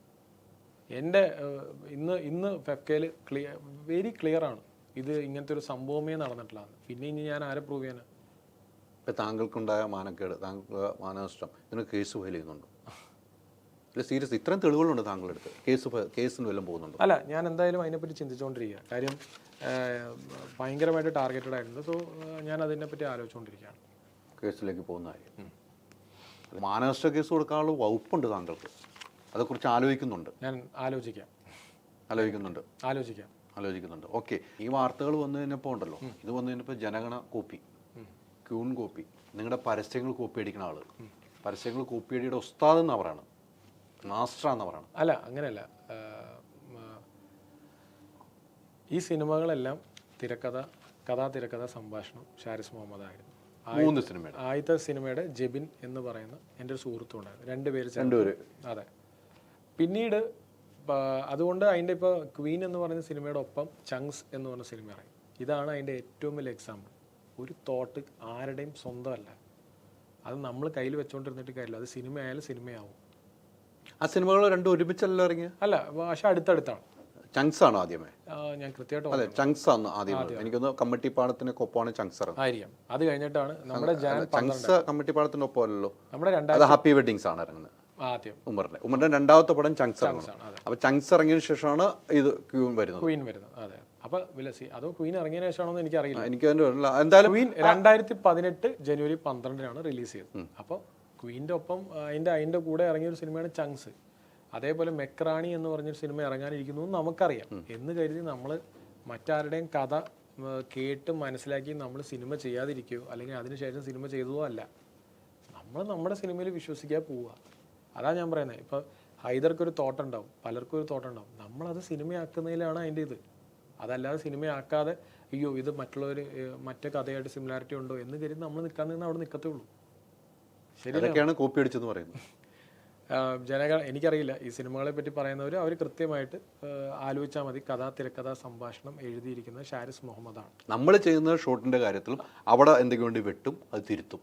അങ്ങനെ മാത്രമല്ല ഞാൻ പറയുന്നത്, അങ്ങനെ ഒരു സംഭവം ഒരു ഡയറക്ടർ കൂടുതലും ചെയ്യുന്നു. എക്സാക്ട്ലി. ഒരു കൺസീവിങ് ചെയ്ത് ആ സിനിമയെ ചിത്രമാക്കി മുന്നിൽ കൊണ്ടുവരുന്നതിൻ്റെ ഏറ്റവും വലിയ ഉത്തരവാദിത്തമാണ് സംവിധായകൻ. In totality is A captain. പക്ഷെ അതിൻ്റെ ബേസ് ഫൗണ്ടേഷൻ വരുന്നത് എപ്പോഴും റൈറ്ററാണ്. റൈറ്ററിൽ നിന്നാണ് അത് പേനയിൽ നിന്ന് പേപ്പറിലോട്ട് പടർത്തിയാണ് സിനിമ വരുന്നത്. അതിൻ്റെ ഒരു ഇനീഷ്യൽ ഇത്, പിന്നെ ഡിസ്കഷൻസും പലതും അങ്ങനെ. പരസ്യ ചിത്രങ്ങൾ കോപ്പി അടിക്കുക എന്ന് പറയുന്നത്, ഒരു പരസ്യം ഇപ്പം നിങ്ങൾ തന്നെ ടി വിയിൽ ഒരു പരസ്യം കാണുമ്പോൾ ഈ പ്രോഡക്റ്റിനെ പറ്റി എനിക്ക് ഇങ്ങനൊരു കോൺസെപ്റ്റ് ഉണ്ടെന്ന് നിങ്ങൾക്ക് ചിന്തിക്കാവുന്നതല്ലേ ഉള്ളൂ. പലർക്കും പറ്റും. അതുകൊണ്ട് ഇത് ആരുടെയും സ്വന്തമായിട്ടുള്ള എൻ്റെ മാത്രം ഇൻ്റലക്ച്വൽ പ്രോപ്പർട്ടി ആവത്തില്ല. അതാവണമെങ്കിൽ ഒന്നെങ്കിൽ അതിനെ നമ്മൾ രജിസ്റ്റർ ചെയ്യണം, എന്നിട്ട് ആരൊക്കെ ഇതേപോലെ ഇറക്കുന്നു അവർക്കൊക്കെ എഗെയിൻസ്റ്റ് ഫയൽ ചെയ്യാൻ നിൽക്കണം. പക്ഷെ ഇവർ രണ്ടുപേരും തമ്മിൽ ബന്ധമില്ലെങ്കിൽ ആ കേസും നിൽക്കില്ല. ശരിയല്ലേ? മനസ്സിലായി. അതാണ് അതിൻ്റെ റിയൽ. പരസ്യ ചിത്രങ്ങൾ എന്ന് പറഞ്ഞാൽ ഞാൻ ചെയ്ത പരസ്യ ചിത്രങ്ങളൊക്കെ ഏജൻസികളാണ് അതിൻ്റെ കോൺസെപ്റ്റ്. ചിലതിനൊക്കെ ഞാൻ കോൺസെപ്റ്റ് ചെയ്യാറുണ്ട്. ഈ പറഞ്ഞ പരസ്യമൊന്നും ഞാനല്ല ചെയ്തത്. എന്നെ ഇതേപോലെ ഒരാൾ എന്നെ വിളിക്കണ്ടായി. അതുകൊണ്ടായിരിക്കാം അദ്ദേഹമായിരിക്കും എഴുതിയിട്ടത്. അദ്ദേഹം എന്നെ വിളിച്ചിട്ട് സാറേ ഞാൻ ഇങ്ങനെ ഒരു ഇതിൻ്റെ കോൺസെപ്റ്റ് ഞാൻ ആലോചിച്ചു. ഞാൻ പറഞ്ഞു അമ്മോനെ ഇതാണ് ഏജൻസി, ഇന്ന ഏജൻസിനെ വിളിച്ചോളൂ. ഞാൻ അത് അങ്ങോട്ടേക്ക് ഡൈവേർട്ട് ചെയ്ത് കൊടുത്തു. അദ്ദേഹമാണ് ഇത് പറഞ്ഞതെങ്കിൽ മനസ്സിലായി. കാര്യം ഞാനല്ല അതിൻ്റെ സ്ക്രിപ്റ്റ് എഴുതിയത്. സ്ക്രിപ്റ്റ് എഴുതിയവരടുത്ത് പോയി നോക്കണ്ടേ. അപ്പോൾ അതാണ് ഞാൻ പറയുന്നത്. ഇത് ഞാനിതിനൊന്നും നമുക്കിതിനൊന്നും ഉത്തരം പറയേണ്ട കാര്യമില്ല. സിനിമ എങ്ങനെ പോകുന്നു? സിനിമ നന്നായി പോകുന്നു. സിനിമ ഒരുപാട് പ്രശ്നങ്ങളുണ്ടായിരുന്നു, പക്ഷേ cinema it is doing good. എല്ലാവരും പ്രേക്ഷകർക്ക് അറിഞ്ഞ് ഒരുപാട് നല്ല റെസ്പോൺസ്. ഡിജോയുടെ സിനിമയിൽ ഏറ്റവും ഇഷ്ടപ്പെടുന്ന സിനിമ ഇത് തന്നെയാണോ? അതെ, ഇപ്പോഴും അതിലൊരു മാറ്റമില്ല. ഇത്തരം വിഷയങ്ങൾ ഉണ്ടായപ്പോഴൊക്കെ ഇത് തന്നെയാണ്? അല്ല, എനിക്ക് ഇത്ര ഡീഗ്രേഡ് ചെയ്തപ്പോഴും ഇത് തന്നെയാണ് എൻ്റെ പേഴ്സണൽ ഫേവറേറ്റ് സിനിമയിൽ മലയാളി ഫ്രം ഇന്ത്യയാണ്. അടുത്ത പ്രൊജക്റ്റ് പ്ലാനിങ് ഉണ്ട്, ഉടനെ നടക്കും. ഇത് തീരട്ടെ, ഈ സിനിമ അതിൻ്റെ റൺ സക്സസ്ഫുള്ളി തീരട്ടെ. അടുത്ത സിനിമ ഉടനെ ഉണ്ടാകും. അതിൻ്റെ പണിപ്പുരയിലാണ്. ഉറപ്പായിട്ടും. ഒന്നിലും പിന്നോട്ടില്ല. പിന്നോട്ട് സത്യങ്ങൾ തെളിയണം. അല്ല, ഞാൻ അതിൻ്റെ ക്ലാരിറ്റി തരാൻ വേണ്ടിയിട്ടാണ് ഇന്നിപ്പോൾ ഇവിടെ. അല്ല, ഇപ്പം ഡിജോ തെളിവ് ചെയ്ത് പറഞ്ഞപ്പോൾ കുറച്ചൊക്കെ സത്യങ്ങളുണ്ട് എന്ന് മനസ്സിലാവുന്നു. അത് ആ സത്യങ്ങൾ മനസ്സിലാക്കിക്കൊണ്ടാണ് എനിക്ക് കുറച്ചൊക്കെ എന്ന് പറഞ്ഞാൽ അങ്ങനെ ഉണ്ടെന്നല്ല പറഞ്ഞത്. ആ ക്ലാരിറ്റിയോട് കൂടി വോയിസും വാട്സാപ്പ് ചാറ്റും ഉൾപ്പെടെയാണ് എനിക്കിപ്പോൾ തന്നിരിക്കുന്നത്. അതെ, ഞാൻ ഇതിന്റെ ക്ലാരിറ്റി കൊടുക്കേണ്ടത് ഫെഫ്കയിലാണ്. അത് കൊടുക്കുകയും ചെയ്തു, ഇവർ കണ്ടെത്തുകയും ചെയ്തു. അവർക്ക് ക്ലിയർ ആയിട്ട് ക്ലാരിറ്റി കിട്ടി, അവർ കണ്ടെത്തുകയും ചെയ്തു. അങ്ങനെ ഒരു കഥ മോശം. ഇതിന്റെ എല്ലാത്തിന്റെ അടിസ്ഥാനം ഹൈദരെ ഈ തിരക്കഥ സംഭാഷണം എൻ്റെ അല്ല. തീർച്ചയായിട്ടും അത് വീണ്ടും വീണ്ടും ആവർത്തിക്കുന്നതുകൊണ്ട് എനിക്ക് മനസ്സിലാവുന്നുണ്ട്. ഒരിക്കലും നിങ്ങളല്ല. ഇനി ഇവിടെ ഒരു ക്ലിയർ വരേണ്ടത് നമ്മുടെ സ്ക്രിപ്റ്റ് റൈറ്ററിൻ്റെ ഒരു അഭിമുഖം എനിക്കല്ലെങ്കിലും ആരോടെങ്കിലും കൊടുത്ത് അദ്ദേഹം ക്ലിയർ ചെയ്യേണ്ടതായി വരും. അല്ലെങ്കിൽ വീണ്ടും വിരൽ ചൂണ്ടപ്പെടും ഡിജോയ്ക്ക് ചിലപ്പോൾ. ഇത്തരം പറഞ്ഞിട്ടും മനസ്സിലായാലും ഇനി വിരൽ ചൂണ്ടപ്പെടുന്നത് ഇനി വിരൽ ചൂണ്ടുന്നത് അദ്ദേഹത്തിൻ്റെ റൈറ്ററിൻ്റെ അടുത്തേക്കാണ്. അപ്പോൾ അദ്ദേഹം അത് ക്ലാരിറ്റി വരുത്തുമെന്ന് ഞാൻ പ്രതീക്ഷിക്കുന്നു. അദ്ദേഹമാണ് അത് ക്ലിയർ ചെയ്യേണ്ടത്. ഉഷാറാകട്ടെ, എല്ലാം മുന്നോട്ട് പോവുക. ഈ പറഞ്ഞതുപോലെ ഒന്നും നോക്കണ്ട, ഒളിഞ്ഞിരുന്ന് അമ്പെഴുതുകൊണ്ടിരിക്കും. ഞാൻ എന്തോരം മേടിച്ചിട്ടുണ്ട്, എനിക്കതുകൊണ്ടൊരു ഭയമില്ല. മേടിക്കാൻ നമ്മൾ തയ്യാറായിട്ട് നിൽക്കുകയാണ്, ഒന്നും അറിയില്ലാതെയാണ് ചെയ്യുന്നത്. പക്ഷേ ഒത്തിരി വേദനിക്കുന്ന രീതിയിൽ വരുമ്പോൾ വീട്ടിലുള്ളവരെയൊക്കെ പറയുമ്പോഴാണ് നമ്മുടെ മനസ്സ് പുറത്ത് വേകുന്നതും ആ മനസ്സിനൊരു ചാഞ്ചാട്ടം വരുന്നത്. അങ്ങനെയായിരിക്കും. ഒന്നും വേണ്ട, മുന്നോട്ട് പോവുക. ഈ തെളിവുകൾ സഹിതം ഞാൻ ഈ പ്രേക്ഷകരുടെ മുമ്പിലേക്ക് എത്തിക്കുന്നതാണ്. എല്ലാ തെളിവും, എന്നോട് കാണിച്ച എല്ലാ തെളിവും പ്രേക്ഷകർക്ക് കാണാം. എന്നിട്ട് പ്രേക്ഷകർ തീരുമാനിക്കാം. ഇപ്പോഴും ഡിജോ പറയുന്നത് ഇതിൻ്റെ കഥ, തിരക്കഥ, സംഭാഷണം ഷാജിദ് മുഹമ്മദാണ്, ഡിജോ അല്ല. ഒത്തിരി സന്തോഷം. Thank you. ഡിജിറ്റൽ കാര്യങ്ങൾ ചൂസ് ചെയ്യുമ്പോൾ go with the experts. Oxygen, the digital expert.